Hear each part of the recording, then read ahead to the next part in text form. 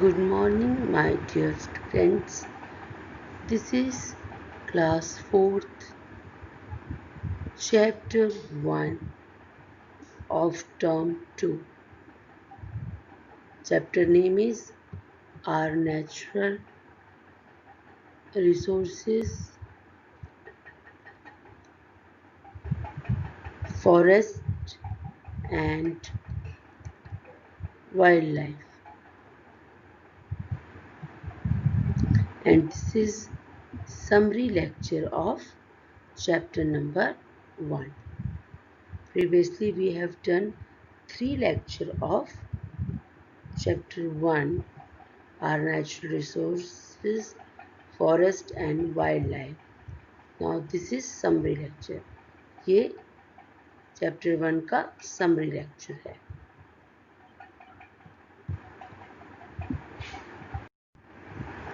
We study in this chapter that natural resources are gift to man by nature.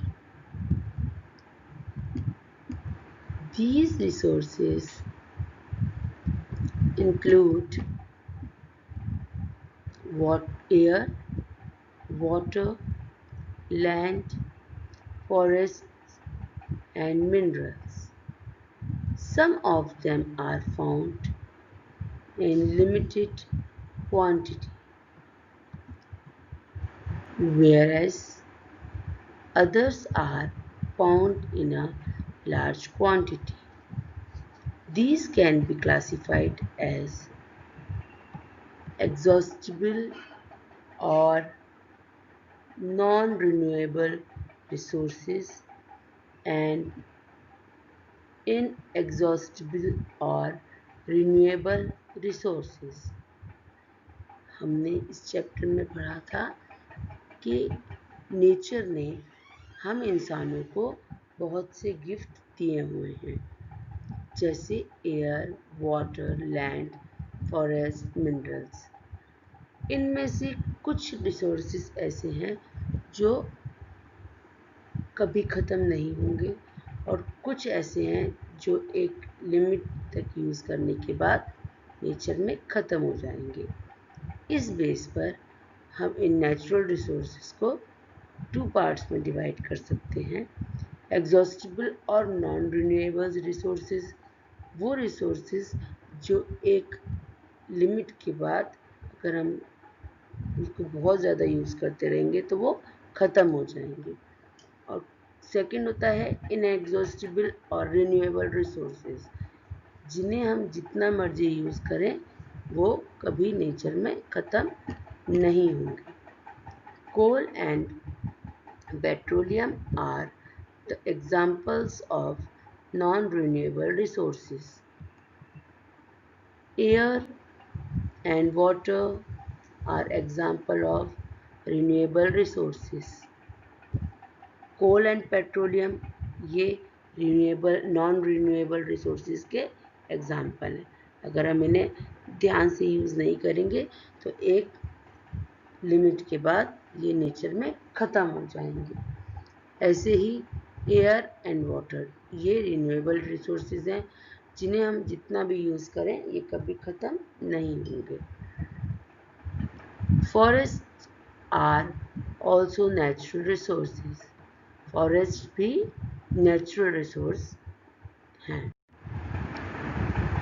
Forests are those large areas of land which are thickly covered with trees. Generally, these areas are away from cities and towns. Mostly hilly areas and plateaus are covered with forests. Forest या जंगल ऐसा area है जो पूरी तरह से trees से cover होता है. मोस्टली ये एरियाज जो होते हैं ये सिटीज़ या टाउन से दूर होते हैं. हिल्स में या प्लेटूज में फॉरेस्ट मिलते हैं. Forest are useful as they are. Forest हमारे लिए बहुत यूज़फुल हैं क्योंकि they are home to wild animals. ये बहुत से वाइल्ड एनिमल्स का घर है। अलग अलग फॉरेस्ट में अलग अलग एनिमल्स और बर्ड्स मिलते हैं, यहीं पर रहते हैं। They give us timber, wood for many uses. We get wood from forest, and these wood, this is used in many industries as raw material. इस wood से हम फर्नीचर, घर, रेलवे स्लीपर्स और भी बहुत से सामान बनाते हैं। They help in the conservation of soil. Forest soil को, मिट्टी को बहने से रोकते हैं। कॉज रेन, जंगलों की वजह से ही, ट्रीज की वजह से ही रेन होती है। They provide us with food and fruits, इनसे हमें बहुत फूड और फ्रूट्स मिलते हैं। They also help in the keeping the environment pollution free. Forest ही इन्वायरमेंट को पॉल्यूशन फ्री बनाए रखने में हेल्प करते हैं। Now types of forest are, अलग अलग टाइप के forest, evergreen forest, deciduous forest, thorny and scrub forest, mountain forest and mangrove forest. ये सभी डिफरेंट फॉरेस्ट के टाइप्स हैं। Evergreen forest are also known as tropical rainforests. They are found in areas with hot and humid climate with heavy rainfall. Evergreen forest, जिन्हें हम tropical rain forest भी बोलते हैं, ये ऐसी जगहों पर मिलते हैं जो एरियाज हॉट होते हैं और ह्यूमिड मीन्स नमी वाले होते हैं, जहाँ हैवी रेनफॉल होती है। Evergreen forest have variety of trees. In these forest different type trees shed their leaves in different seasons. Therefore, evergreen forests look green throughout the year.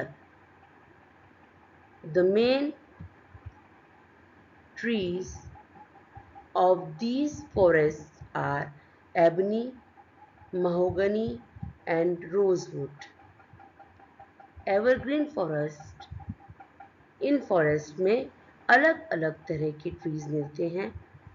ये फॉरेस्ट अलग अलग सीजन में अपनी पत्तियां गिराते हैं। ये एक साथ अपनी पत्तियां नहीं गिराते। कुछ ट्रीज अलग सीजन में पत्तियां गिराते हैं, कुछ अलग सीजन में गिराते हैं। इसीलिए ये फॉरेस्ट लगभग पूरे साल ही ग्रीन रहते हैं, इसीलिए इन्हें एवरग्रीन फॉरेस्ट भी बोलते हैं। इन फॉरेस्ट में मेनली एबनी, महोगनी और रोजवुड ये ट्रीज मिलते हैं, and they are found in the windward slopes of Western Ghats, hills of Northeast India, and the Andaman and Nicobar Island. ये वेस्टर्न घाट्स के स्लोप्स में, नॉर्थ ईस्ट इंडिया में और Andaman and Nicobar island में मिलते हैं। Now deciduous forest. Deciduous forests are also called monsoon forests. Deciduous को हम डेसिडियस फॉरेस्ट को हम मॉनसून फॉरेस्ट भी बोलते हैं। These form a major part of our forest. हमारी इंडिया में जितने भी फॉरेस्ट मिलते हैं उसका जो मोस्टली पार्ट है वो डेसिडियस फॉरेस्ट का ही है। The trees in these forests shed their leaves in the dry season. In forest के ट्रीज ड्राई सीजन में अपनी पत्तियां गिरा देते हैं। The main trees of these forests are teak, sal, shisham, bamboo and sandalwood. In forest में mainly teak, साल, शीशम और बैम्बू और सैंडलवुड ट्रीज मिलते हैं। दे फाउंड इन, ये कहाँ मिलते हैं? They found in the foot hills of the Himalayan mountain, Himalayan mountain के नीचे की तरफ, in the waiter part of the southern Deccan प्लेटू, southern Deccan प्लेटू के पार्ट्स में, and in the states of Andhra Pradesh, Orissa and Bihar, और आंध्र प्रदेश और Orissa and Bihar in state में भी डेसिडियस फॉरेस्ट या माउंटेन फॉरेस्ट मिलते हैं। Thorny forest, thorny forest have trees with sharp thorns and small leaves. They are found in the area with less rainfall. Trees in these areas have following features: long roots, small leaves, thick bark and sharpened thorns. Thorny forest जैसे कि नाम से ही पता है, जो कांटों वाले जो फॉरेस्ट होते हैं, कटीली, जहाँ पे कटीले पेड़ मिलते हैं, ऐसे फॉरेस्ट जो होते हैं इनके ट्रीज, इनकी लीव्स स्मॉल होती हैं और कांटेदार होते हैं इनकी जो लीव्स होती हैं, और ये ऐसी जगहों पर मिलती हैं जहाँ पानी की कमी होती है। इन ट्रीज़ की जो मेन फीचर्स हैं वो ये होती हैं कि इनकी रूट्स बहुत लंबी होती हैं, लीव्स छोटी होती हैं, इन ट्रीज़ की बार्क मतलब छाल मोटी होती है, और थॉर्नी लीव्स होती हैं, मीन्स कांटों वाले इनके जो लीव्स हैं वो अपने आप को कांटों में कन्वर्ट कर लेते हैं ताकि ये ट्रीज वाटर लॉस को कम कर सके। The main trees of these forest are kikar, babool and the date palm. कीकर, बबूल और डेट पाम ये इन फॉरेस्ट में मिलते हैं। They are found mostly in the dry areas of, ये कहाँ मिलते हैं? ये राजस्थान, गुजरात, मध्य प्रदेश एंड महाराष्ट्र, इनके ड्राई एरियाज में मिलते हैं। माउंटेन फॉरेस्ट्स और coniferous forests are found in the Himalayan region and other hilly areas. Coniferous forest या mountain forest ये हिमालयन रीजन और दूसरे हिली एरियाज में मिलते हैं। Different types of trees are found at different heights. अलग अलग हाइट्स पर अलग अलग ट्रीज मिलते हैं। The चीर, देवदार, fir and spruce are the important trees of the coniferous forest. Coniferous forest में चीर, देवदार, फिर और स्परस ये ट्रीज मिलते हैं। Now next type of forests are mangrove forest. Mangrove forests are found in delta region. They are called tidal forests. The Sundari trees is an important tree in these forests. In India, mangrove forests are found in the delta of the Ganga river. Mangrove forest delta regions में मिलते हैं। इन्हें हम tidal forest भी बोलते हैं। सुंदरी trees in mangrove forest के important tree हैं और इंडिया में मैंग्रोव फॉरेस्ट गंगा के जो डेल्टा रीजन है, गंगा नदी जो डेल्टा रीजन बनाती है, वहाँ पर मिलते हैं। सुंदरबन जो है ये पूरे मैंग्रोव फॉरेस्ट से ही बने हुए हैं। Now, numerous efforts are being made by the government to encourage the people to participate in the growing of trees, like Van Mahotsav.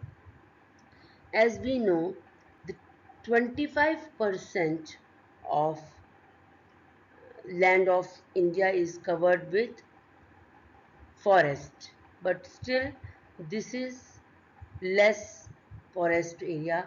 It should be minimum 33%. हमारे इंडिया में लगभग 25% जो एरिया है वो फॉरेस्ट से घिरा हुआ है, बट इसे लगभग मिनिमम 33% होना चाहिए। इसीलिए गवर्नमेंट ने बहुत से ऐसे एफर्ट्स किए हैं ताकि लोगों को ज़्यादा से ज़्यादा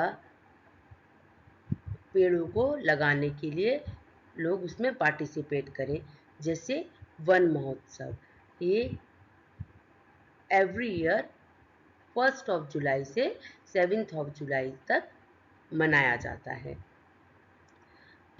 Some well-known movements with respect to the conservation of trees are Chipko movement in Uttarakhand, the participation of the Bishnois of Rajasthan against killing of the rare species of deer, and the Epico Chaluwali movement in Karnataka. Other than Van Mahotsav, some other movements are also being started for the conservation of trees and wildlife. One महोत्सव के अलावा भी अलग अलग movement, अलग अलग आंदोलन start किए गए हैं ताकि पेड़ों को बचाया जा सके और इसके अलावा वाइल्ड लाइफ को, जो ऐसे एनिमल्स हैं जो लगभग ख़त्म होने की कगार पर हैं, उनको ख़त्म होने से रोका जा सके। इसके लिए चिपको मूवमेंट उत्तराखंड में स्टार्ट किया गया। इसके अलावा राजस्थान में बिश्नोईज़ ने जो रेयर स्पीशीज़ होती है डियर की, उनको बचाने के लिए भी मूवमेंट स्टार्ट किया। एपिको चालूवालिया मूवमेंट जो कर्नाटका में स्टार्ट किया गया। ये सभी मूवमेंट पेड़ों को, ट्रीज़ को बचाने के लिए स्टार्ट किए गए। Now wild life, the climate and vegetation of India differs from region to region. So, India has a wide variety of animals, birds, and reptiles. But day by day, the number of our wild animals is decreasing. हमारे India के अलग अलग climate और vegetation की वजह से यहाँ अलग अलग वाइल्ड लाइफ है, अलग अलग एनिमल्स मिलते हैं, अलग अलग वैरायटी के एनिमल्स, बर्ड्स और रेप्टाइल्स मिलते हैं। पर दिन पे दिन इन वाइल्ड एनिमल्स की जो संख्या है वो कम होती जा रही है। Our government is making several efforts to protect endangered species by setting up wildlife sanctuaries and reserves. हमारे गवर्नमेंट ने इन एंडेंजर्ड स्पीशीज मतलब जो लगभग ख़त्म होने की कगार पर हैं जो एनिमल स्पीशीज, उनको बचाने के लिए वाइल्ड लाइफ सेंचुरीज और रिजर्व्स बनाए हैं.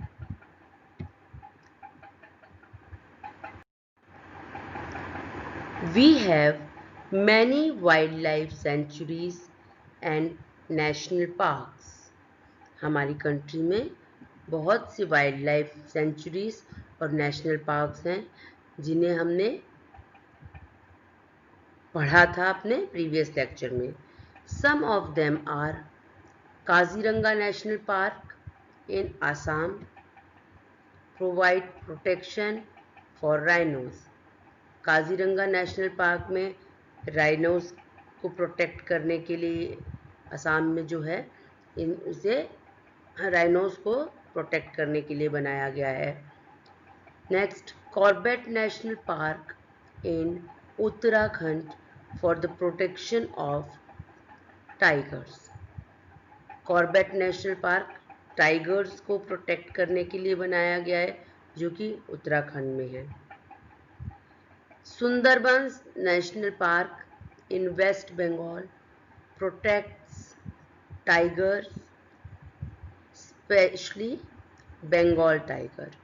सुंदरबन नेशनल पार्क जो कि वेस्ट बंगाल में है, ये टाइगर्स को प्रोटेक्ट करने के लिए बनाया गया है, स्पेशली बंगाल टाइगर्स. नेक्स्ट, मनस वाइल्ड लाइफ सेंचुरी इन Assam. Fifth, Periyar wild life sanctuary इन केरला. बंदीपुर नेशनल पार्क इन Karnataka protect tigers. Bandipur national park जो है वो कर्नाटका में है जो कि टाइगर्स को प्रोटेक्ट करने के लिए रिजर्व बनाया गया है. जिसे कान्हा नेशनल पार्क इन मध्य प्रदेश. कान्हा नेशनल पार्क जो मध्य प्रदेश में है. गिर national park in Gujarat. Sariska tiger reserve Ranthambore and Bharatpur bird in Rajasthan. Sariska tiger reserve जो रणथंबोर में है और भरतपुर बर्ड सेंचुरी जो राजस्थान में है. मुदुमलाई वाइल्ड लाइफ सेंचुरी इन Tamil Nadu. Mudumalai wild life sanctuary जो तमिलनाडु में है. जो सेंचुरीज या रिजर्व्स हैं ये ऐसे प्रोटेक्ट एरिया हैं जो केवल वाइल्ड लाइफ के लिए, जो एनिमल्स हैं उनके लिए रिजर्व किए गए हैं.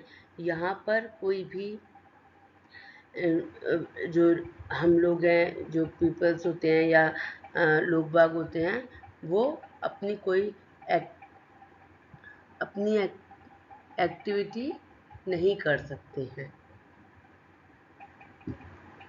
These national parks and wildlife sanctuaries have been set up for the protection of wildlife such as rhinos, Bengal tiger, leopard, turtle, घड़ियाल and birds etc. यही नेशनल पार्क और wild life sanctuaries wild life को protect करने के लिए, जैसे rhinos, Bengal tiger, leopards, घड़ियाल, different birds, turtle, इन सबको प्रोटेक्ट करने के लिए बनाए जाते हैं. Now what is the difference between wild life sanctuaries, national park and zoological garden. Wild life sanctuaries, it is naturally protected area within which wildlife is protected. Animals here cannot be hunted and are preserved to prevent them from becoming extinct. Wild life sanctuaries ये वो naturally protected area है जो केवल wild life के लिए protected है। यहाँ animals को का शिकार नहीं किया जा सकता और यहाँ ऐसे एनिमल्स को प्रिवेंट किया जाता है जो लगभग ख़त्म होने की कगार पे हैं। Now national park. National parks are owned by the country to maintain the natural beauty, geological feature, ecosystem and recreational opportunities. National park country में नेचुरल ब्यूटी को मेंटेन करने के लिए, जियोलॉजिकल फीचर्स को बनाए रखने के लिए और इकोसिस्टम को बनाए रखने के लिए बनाए जाते हैं। Geological gardens, it is a place where wild animals are kept for exhibition, conservation and study. They are confined within enclosure in which they are bred. Zoological garden वो जगह है जहाँ वाइल्ड एनिमल्स को एग्जीबिशन के लिए और उन्हें conserve करने के लिए और उन पर स्टडी करने के लिए रखा जाता है। इस तरह से हमारी कंट्री में हमारी गवर्नमेंट फॉरेस्ट एरिया को और वाइल्ड लाइफ को प्रोटेक्ट करने के लिए अलग अलग मूवमेंट और अलग अलग सेंचुरीज, पार्क और गार्डन्स बनाने की कोशिश करती रहती है ताकि इन्हें प्रोटेक्ट कर सके। So all is this about the chapter are natural resources. We should also plant or grow more and more trees. Now this is your homework time. Your homework is assignment of this chapter.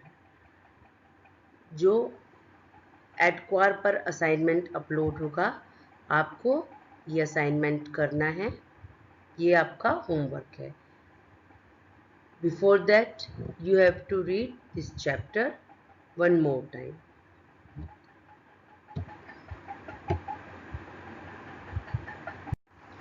So, today's homework is do the assignment uploaded on एडक्वार site. एडक्वार पर जो assignment है आज आपको वो assignment करना है।